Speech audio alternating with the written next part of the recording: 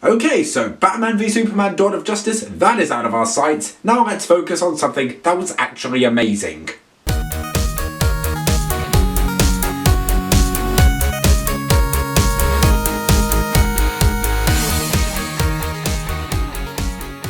Captain America Civil War is the film that is officially starting off Phase 3 of the Marvel Cinematic Universe. The film takes place sometime after the events of Age of Ultron. Tension is starting to rise within the Avengers because the government are starting to say, you know what, if you want to keep on superheroing, you have to work for us now, because frankly you're causing way too much damage, which frankly is true. So as a result this causes a rift, and now the team is split into two halves. You've got the side that's pro-government registration, which is led by Iron Man, and the team that goes, no, we don't want any of that, and it's led by Captain America. They actually do show both sides of the argument to this. There are moments in the film which make you think, you know what, maybe Tony Stark could actually be right. Maybe superheroes do need to keep themselves in check, and they probably should be made to work with the government. Then you hear Captain America's side and think, you know what, no, Iron Man's wrong. Superheroes should not be forced to do this. Now there are a lot of people saying that this is basically just Avengers 2.5. However, what this film does clarify is that despite the fact that there are other Avengers in this movie, overall what it is a Captain America movie. You do notice that a lot of the time, especially in a lot of the scenes including Bucky. The relationship between Steve Rogers and Bucky Barnes is one of the things that helps to make the film thrive. There are a lot of new characters being introduced into the film as well. Black Panther is also in this. He does play a very important role. He isn't just pushed to one side, he's actually made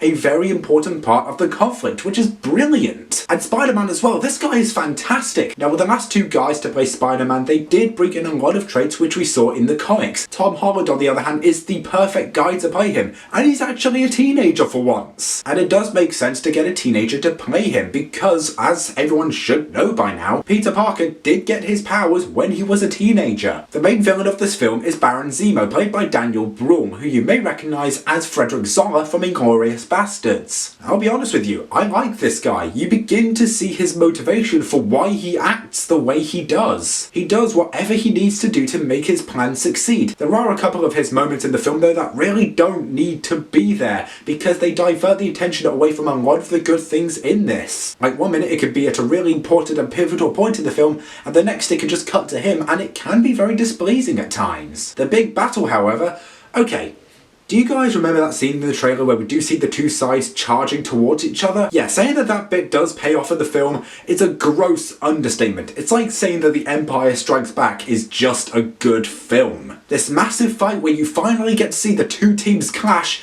is so good that you can't help but stare in awe at what you're seeing. Our favourite Marvel comic book characters are finally having one of the biggest throwdowns ever put onto the big screen. That scene alone gives a whole new meaning to the word magnificent. It's so good that the Oxford English Dictionary are going to be changing their definition of the word magnificent to the big final fight scene in Captain America Civil War. If there's anything that this proves, is that superhero films don't just have to be amazing action movies, but they can also be very intriguing political thrillers as well. This film encompassed everything that I loved about the Winter Soldier, and it added so much more.